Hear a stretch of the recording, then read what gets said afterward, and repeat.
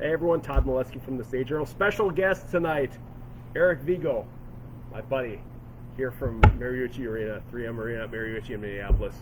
We're here after the Badgers lose 5-0 to Minnesota in a, I think we would say after that third period, that's a thoroughly deserved result. Wasn't it? I mean, 5-0 that it ends up that way, that lopsided, that was the way the third period was tonight. Maybe not the first two, but to me, that told the story, and that's how it should have ended. Sometimes stats lie, but I don't think that was the case tonight. When you look at the shot totals, Jared Moe, I thought, played really well at the start of the game, kept the Badgers in it for a long period of time, making some big saves, and then I think the pressure just became a little bit too much, and the Badgers lost some of their compete. And this was a big night for Jared Moe. I mean, coming back to the place where he played for 2 years. I mean, didn't play much, I guess. But I should rephrase it, I guess. He was part of this Minnesota team for 2 years. Coming back here to Milewski, facing a lot of people he knows well. For 2 periods, I thought he played really well. You mentioned it, and then Ben Myers happened in the third period. I mean, that's a guy, and you'll be able to read this in the story that's on madison.com. But I asked Jared after, that really isn't a guy that should be getting that much time and space to make those kind of plays in the third period, is it? He's like, yeah, no, that may be a guy we need to have a better set of eyes on, which I thought was kind of telling that, yeah, this is, that's what that guy can do to you. I mean, and Eric, you just came up with some pretty interesting numbers from his high school career on hat tricks. This is his first hat trick since then, is that right? It was his first hat trick since his senior year of high school when he had 7 of them in 31 games. Because we asked him, surely he had one at Fargo. He was a dominant player there, and he's been a great player in Minnesota, but a little bit different schedule for Delano than with Minnesota. Well, sure. And he's battled injuries the first half of the year. And now he's actually able to shoot the puck a little bit, and boy, he had time and space to take advantage tonight. Yeah, and just the report from outside the Badgers locker room was that they were Tony Granato thought they were playing okay in the first 2 periods. They were right there. The goal in the last minute of the second period by Jackson Nelson, a redirection out front, power play goal made it 2-0, and Granato basically admitted they didn't recover from that. That was too tough to overcome at that point, because you go into the third period down 1-0 in a game that maybe you don't belong to be down 1-0. You can come back from that. You can make a play and get a game tied and go to overtime, and maybe another weird bounce happens. 2-0 down when you're not playing well. It wasn't happening. Hey, they're shutting the lights off on us here. I'm glad I have this light on the computer. So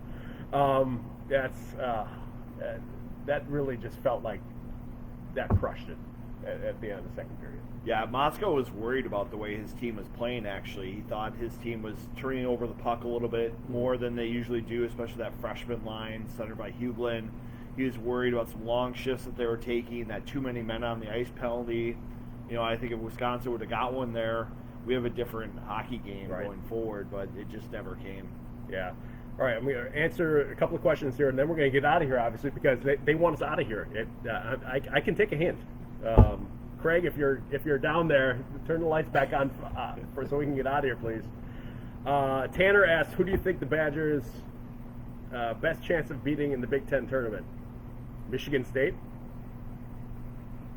They can't play Michigan State, but honestly, no. I mean, they're 1-12 on the road, and they're going on the road, and I just don't see it happening. It's there are some strange things that have happened, but not really in the Big Ten playoffs. It's been a pretty chalk history for these quarterfinal series that are best of 3 at a campus site.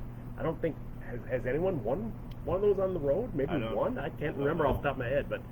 I don't know. Tanner also asked face-off for the Badgers today. They were awful. This is a result of, Minnesota is good down the middle, and the Badgers are thin down the middle. Tark Baker out. Brock Caulfield, probably not a center, but playing center. Ryder Donovan, probably not a center, but playing center. Owen Lindmark out for the season. It's just been something where they have players that aren't centers playing center and taking faceoffs that haven't maybe done it a whole lot, and so that's Minnesota's pretty deep down the middle. Ben Myers, Jackson Nelson, they're great in the dot. I think the only center who sometimes can get taken advantage of is Sammy Walker, and so they try not to put him out there for key defensive draws. Like on the penalty kill, you wouldn't usually see Walker take those draws, so they have guys they lean on pretty hard. Didn't feel like I saw a lot of Sammy Walker, just felt a lot of him tonight, and I wonder if that's part of the, sometimes you get that out of him, right? It's some nights he's on, some nights he's I thought not. Wisconsin did a really good job containing him because he's dangerous when he gets on the rush. And there was not a lot of ice out there for Sammy Walker. So maybe some of the focus was put on him, and they didn't pay enough on some of the other guys. Yeah. Last one, we're getting out of here then. Brian asked, what's been the most disappointing part of the season for you? I mean, I personally try not to look at things as disappointing because that's not my role. I mean, I'm covering the team. I don't get to be disappointed in losses or excited about wins. But I think if you're a fan, you've got to look at things as, has there been any development this season with this team? And I just don't see very much of it, individually, players-wise. I mean, Corson Kuhlman has taken a step up from the start of the season. He took a step up from the start of the season to the middle of the season. I don't know there's been a whole lot from the middle to where we are now. So I think individual development is probably one of the things that, for me, it has to be a concern for the Badgers coming out of this season. So that's that. Well, I think we were talking too about what's the identity of Badger hockey right now. Right. As we can figure out some of the identities of other teams in the Big Ten. Minnesota's got a great group of defensemen right now, and they can hurt you in a lot of different ways. Ohio State, tough to play against. Notre Dame, tough to play against. Michigan, high flying. What is Wisconsin Badger hockey going to become? Great question. We will try to answer that in subsequent editions of this. But Eric Vegoe, thank you. Hey, you come on a podcast, I'll come on this when you get a chance. And it's ending about the same time of the night as the podcast. Almost. Well, okay. Go for Puck Live. Check that out. Check out that podcast. It's awesome. Not just because I was on it this week. It's awesome every week. But appreciate you all.